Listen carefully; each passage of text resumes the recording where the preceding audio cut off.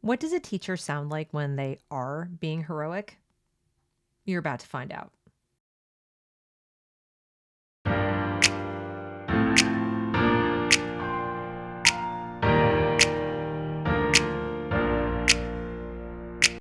Meet Paul Rossi. Paul Rossi is a teacher at Grace Church High School in Manhattan, and he wrote this piece, which Barry Weiss published in her Substack, called I Refuse to Stand By While My Students Are Indoctrinated. Children are afraid to challenge the repressive ideology that rules our school. That's why I am. Let me set this up for you. This man is a hero. He is doing what I hope more teachers begin to do at great risk to himself. He's already realized the negative side of that risk, and you'll hear why in this piece. As you're listening to this, I want you to remember all the teachers currently who refuse to go back to work in the public schools around this country, even when they've been vaccinated, because they were afraid of a virus that is 99% survivable. And I don't mean to minimize it. It's a serious illness for those who get sick. But we were talking about mostly young people without high risk factors. We are talking about people who've been vaccinated. So I want you to think about those people. Now add in the fact that most of them either literally support critical race theory in the classroom or tacitly support it, refusing to speak up, spending 90% of their time talking about not wanting to be in the classroom, bullying parents and children, even on a live Zoom call, on social media, et cetera, with no shame whatsoever, unapologetically, accusing them of wanting free childcare, et cetera. I want you to think about those people as you listen to this teacher, okay? Because this is the kind of teacher every child deserves. I'm a teacher at Grace Church High School in Manhattan. 10 years ago, I changed careers when I discovered how rewarding it is to help young people explore the truth and beauty of mathematics. I love my work. As a teacher, my first obligation is to my students. But right now, my school is asking me to embrace anti-racism training and pedagogy that I believe is deeply harmful to them and to any person who seeks to nurture the virtues of curiosity, empathy, and understanding. Anti-racist training sounds righteous, but it is the opposite of truth in advertising. It requires teachers like myself to treat students differently on the basis of race. Furthermore, in order to maintain a united front for our students, teachers at Grace are directed to confine our doubts about this pedagogical framework to conversations with an in-house Office of Community Engagement, for whom every significant objection leads to a foregone conclusion. Any doubting students are likewise challenged to reframe their views to conform to this orthodoxy. I know that by attaching my name to this, I'm risking not only my current job, but my career as an educator, since most schools, both public and private, are now captive to this backward ideology. But witnessing the harmful impact it has on children, I can't stay silent.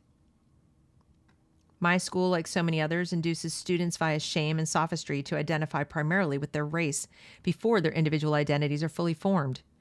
Students are pressured to conform their opinions to those broadly associated with their race and gender, and to minimize or dismiss individual experiences that don't match those assumptions. The morally compromised status of oppressor is assigned to one group of students based on their immutable characteristics.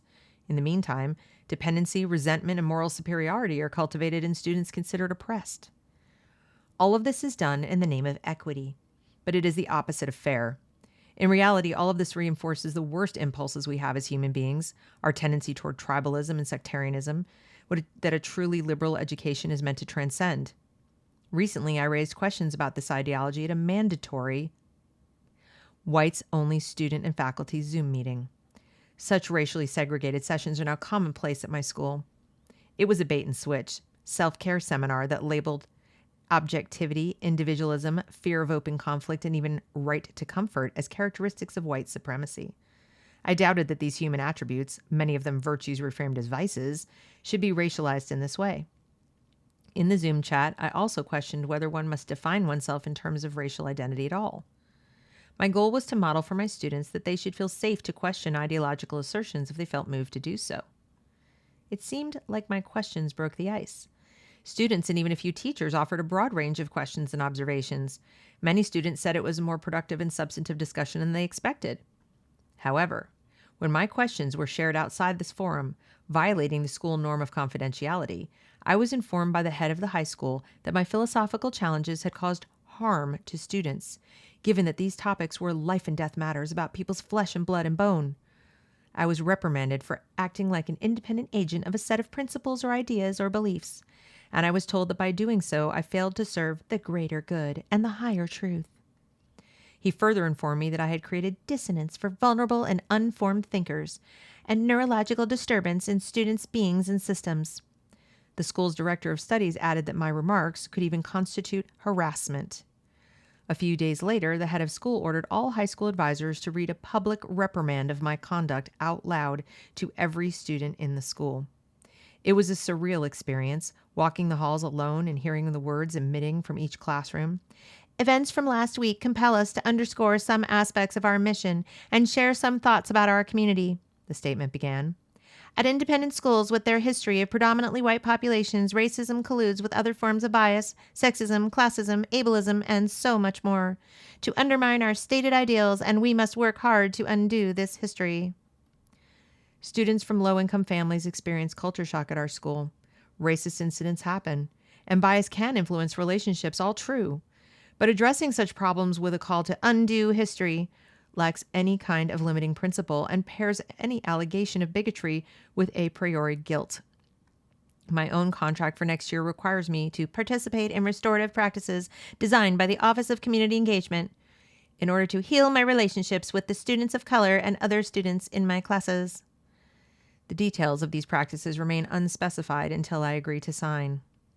I asked my uncomfortable questions in the self-care meeting because I felt a duty to my students. I wanted to be a voice for the many students of different backgrounds who have approached me over the course of the past several years to express their frustration with indoctrination at our school, but are afraid to speak up. They report that in their classes and other discussions, they must never challenge any of the premises of our anti-racist teachings, which are deeply informed by critical race theory. These concerns are confirmed for me when I attend grade level and all school meetings about race or gender issues. There, I witness student after student sticking to a narrow script of acceptable responses. Teachers praise insights when they articulate the existing framework or expand it to apply to novel domains. Meantime, it is common for teachers to exhort students who remain silent that we really need to hear from you. But what does speaking up mean in a context in which white students are asked to interrogate their white saviorism, but also not make their anti-racist practice about them? We are compelling them to tiptoe through a minefield of double binds. According to the school's own standard for discursive violence, this constitutes abuse. Every student at the school must also sign a student life agreement, which requires them to aver that the world as we understand it can be hard and extremely biased. That they commit to recognize and acknowledge their biases when we come to school and interrupt those biases, and accept that they will be held accountable should they fall short of the agreement. A recent faculty email chain received enthusiastic support for recommending that we officially flag students who appear resistant to the culture we are trying to establish. When I questioned what form this resistance takes, examples presented by a colleague included persisting with a colorblind ideology, suggesting that we treat everyone with respect, a belief in meritocracy, and just silence. In a special assembly in February 2019, our head of school said that the impact of words and images perceived as racist, regardless of intent, is akin to using a gun or a knife to kill or injure someone. Imagine being a young person in this environment. Would you risk voicing your doubts, especially if you had never heard a single teacher question it? Last fall, juniors and seniors in my Art of Persuasion class expressed dismay with the grace bubble and sought to engage with a wider range of political viewpoints. Since the BLM protests often came up in our discussions, I thought of assigning Glenn Loury, a Brown University professor and public intellectual whose writings express a nuanced, center-right position on racial issues in America. Unfortunately, my administration put the kibosh on my proposal. The head of school responded to me that people like Lowry's lived experience and therefore his derived social philosophy made him an exception to the rule that Black thinkers acknowledge structural racism as the paramount impediment in society. He added that the moment we are institutionally and culturally doesn't lend itself to dispassionate discussion and debate, and discussing Lowry's ideas would only confuse and or inflame students, both those in the class and others that hear about it outside the class. He preferred I assign mainstream white conservatives. effectively denying Black students the opportunity to hear from a Black professor who holds views that diverge from the orthodoxy pushed on them, and of course, in effect, making white conservatives look racist. I find it self-evidently racist to filter the dissemination of an idea based on the race of the person who espouses it. I find the claim that exposing 11th and 12th graders to diverse views on an important societal issue will only confuse them to be characteristic of a fundamentalist religion, not an educational philosophy. My administration says that these constraints on discourse are necessary to shield students from harm, but it is clear to me that these constraints serve primarily to shield their ideology from harm at the cost of students' psychological and intellectual development. It was out of concern for my students that I spoke out in the self-care meeting, and it is out of that same concern that I write today. I'm concerned for students who crave a broader range of viewpoints in class. I'm concerned for students trained in race-explicit seminars to accept some opinions as gospel while discarding as immoral, disconfirming evidence. I'm concerned for the dozens of students during my time at Grace who shared with me that they have been reproached by teachers for expressing views that are not aligned with the new ideology. One current student paid me a visit a few weeks ago. He tapped faintly on my office door, anxiously looking both ways before entering. He said he'd come to offer me words of support for speaking up at the meeting. I thanked him for his comments, but asked him why he seemed so nervous. He told me he was worried that a particular teacher might notice this visit and, quote, it would mean that I would get in trouble. He reported to me that this teacher once gave him a lengthy talking to for voicing a conservative opinion in class. He then remembered with a sigh of relief that the teacher was absent that day. I looked him in the eyes. I told him he was a brave young man for coming to see me and that he should be proud of that. Then I sent him on his way, and I resolved to write this piece. And then Barry says, I am extremely proud to publish this piece by Paul Rossi. If you are a teacher who finds yourself in a similar situation, if you want to speak out but are afraid to risk your job, if you believe that political indoctrination has no place in schools, Paul would love to hear from you. Write to him at teachingfortruth@gmail.com. And what do I have to say here at The Reason We Learn? Well, this is the reason we learn. We learn so we can think and grow up to be like Paul Rossi in all that we do. And I don't mean that we share his every viewpoint. I don't mean that we become mathematicians or math teachers. I mean that we become people who champion viewpoint diversity, curiosity, honesty, integrity, and courage in ourselves, in our children, in the students we teach, in our coworkers, in our bosses, in our politicians. This is the reason we learn. This is the reason we learn. This is reason. This is how it works. This is what it looks like. This is what it sounds like. Critical thinking, asking questions, sharing doubts, allowing those doubts to be challenged in a healthy way, not beaten down or gaslit so that you have more doubt. The irony of every word that was said to him by his colleagues and his superiors is they were projecting. Everything they accused him of, they were doing. Literally to the word. Every single thing. They are confusing students. They are making students feel uncomfortable. They are harming students. Make no mistake, this is child abuse. These people are charged with developing young minds. That's not what they're doing. That's not what they're doing. They're indoctrinating. This is no different than the way a cult behaves. So I hope you will share this video far and wide, not for me, for my benefit, but for Paul Rossi's benefit, for his students' benefit, for his school's benefit, not the administrators, but the school as an instrument of teaching, thinking, as a place where people can learn and grow, that exists apart from the administrators and teachers who work there. Its potential. But also for everyone, for all of us. When one person uses their freedom of speech to speak truth to power, and I mean that literally, the people who espouse these views are in power. They're in political power. They dominate journalism. They dominate the academy. They dominate the public schools. They dominate the workplace right now. They dominate entertainment. This is speaking truth to power. And as you've just heard, it's already put him at risk of losing his job. So what he's done for all of us. Every person who does this is a little chink in that armor. I shared this with you on the off chance you didn't see it somewhere else, didn't hear it somewhere else, so you can share it with others for the same purpose. This needs to be heard, read, digested, thought about, shared again by millions of Americans. There's no reason that we should succumb to a repressive ideology like critical race theory in America. There is no reason that the words of Thomas Jefferson, whose birthday was yesterday, by the way, that all men are created equal, endowed by their creator with certain inalienable rights, among them life, liberty, and the pursuit of happiness. There's no reason those words should be referred to as white supremacist. There's no reason they should be consigned to the dustbin of history, forgotten,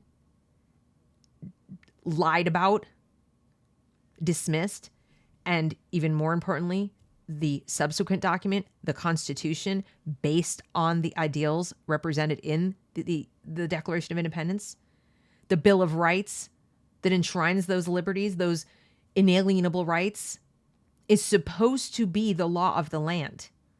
It is supposed to protect people like Paul Rossi. It is supposed to chastise people like his boss. It is supposed to protect these students from compelled speech. It is supposed to be honored by the politicians who swear an oath to preserve, protect, defend. The very same document. Are they doing that? Are they doing that? No, they're not. When Joe Biden came into office and he undid the executive order written by Donald Trump to reaffirm the Civil Rights Act of 1964 to prevent this kind of indoctrination in public settings, and I don't know if this is a public or private school, but it's irrelevant. These children should not be subject to this, and this is happening in public school as well. But when Joe Biden came into office and undid that and lied about it and said that they need to be able to talk about these issues, that he was going to, the Trump order banned diversity training. That was a lie. This isn't diversity training. This is conformity training. This isn't inclusion training. This is exclusion training, as you just heard. No, not Glenn Loury. We don't want viewpoint diversity from Black thinkers. We don't want that. We need Black people to fit the narrative. We need the Black people to be the Black people we need them to be. We being the largely white administration of the school, no doubt, and the largely white-dominated population of politicians in Washington and most state houses.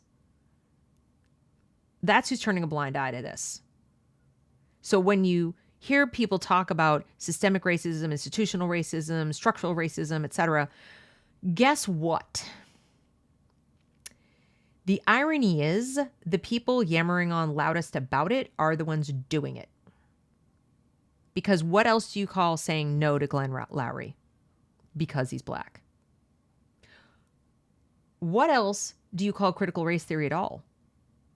What do you call teaching students they can't possibly get ahead unless and until? It's racist. It's just what it is. That is literally the definition of racism. Treating people differently because of their race. And not just treating them differently, but expecting less of them, which in effect produces worse results, which they will then turn around and blame some more on this phantom thing called white supremacy. So when people like Paul Rossi speak up, it needs to go farther than Grace Church High School in Manhattan. It needs to go farther than Barry Weiss's Substack. It needs to go farther than the reason we learn. It is the reason we learn. So please share this with others. And if you like this sort of content, please subscribe, like, comment, all of that helps feed the algorithm. More people will see this, more people will hear it, etc. Thanks for watching. Have a great day.